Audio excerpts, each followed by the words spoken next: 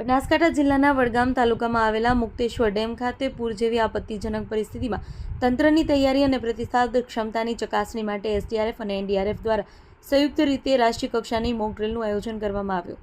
Mukteshwar dam ખાતે NDRF, SDRF તથા મડાણા મઢ ખાતેથી બટાલિયન દ્વારા જિલ્લા વહીવટીતંત્ર બનાસકાંઠાની સહાયની એક મહત્વપૂર્ણ મોક ડ્રીલનું આયોજન કરવામાં આવ્યું। મોક ડ્રીલમાં દરમિયાન ડેમમાંથી 50,000 ક્યુસેક પાણી છોડવામાં આવ્યું હોય તેવી પરિસ્થિતિનું નિર્માણ કરવામાં આવ્યું હતું।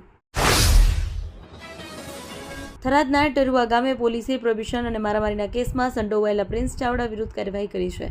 પોલીસે સરકારી જમીન પરના તેમના ગેરકાયદેસર દબાણને દૂર કર્યું અને બિનઅધિકૃત વીજ કનેક્શન પણ હટાવ્યું।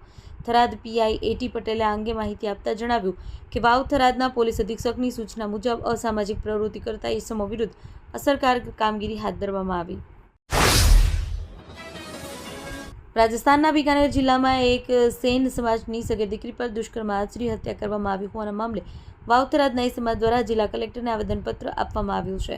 સમાજે આ ઘટનાના આરોપીને તાત્કાલિક ફાંસીની સજા આપવાની માંગ કરી। બનાસકાંઠાના પાલનપુરમાં આવેલી પોસ્ટ ઓફિસને બોમ્બથી ઉડાવી દેવાની ધમકી મળી। આ ધમકી ઈમેલ દ્વારા મળતા કચેરીમાં અફરાતફરી મચી ગઈ। તાત્કાલિક કર્મચારી અને અરજદારોને ઓફિસની બહાર સુરક્ષિત રીતે ખસેડવામાં આવ્યા। ધમકીભર્યો ઈમેલ મળ્યા બાદ વડી કચેરીની સૂચના મુજબ પોસ્ટ ઓફિસને તાત્કાલિક ખાલી કરવામાં આવી। સ્થાનિક પોલીસ ઘટના સ્થળે આવી હતી અને તપાસ શરૂ કરી હતી। પાલનપુરના બજારમાં આ વખતે છત્રી સાથેની પિચકારી સાથે યુવક યુવતીઓમાં આકર્ષણનું કેન્દ્ર બની રહી છે, જેનાથી તેઓ સામેની વ્યક્તિ પર કલર ફેંકી શકે પરંતુ પોતાની તરફ આવતા કલરથી બચી શકે। પરંતુ પોતાની તરફ પાલનપુરના બજારમાં હોળી ધૂળેટીના પર્વ અવનવી પિચકારી જોવા મળી રહી છે। વેપારીએ જણાવ્યું, આ વખતે ખાસ છત્રી સાથેની પિચકારી નવી આવી છે।